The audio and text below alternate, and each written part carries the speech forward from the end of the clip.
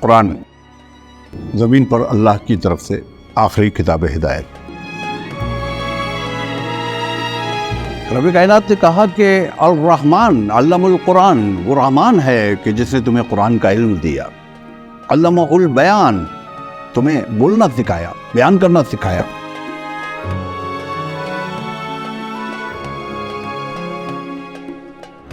تو اس قرآن کو دیکھیے، اس کا تعارف تو اپنی جگہ ٹھیک ہے، تلاوت بھی اپنی جگہ ٹھیک ہے، یہ قرآن کو سمجھنا چاہیے۔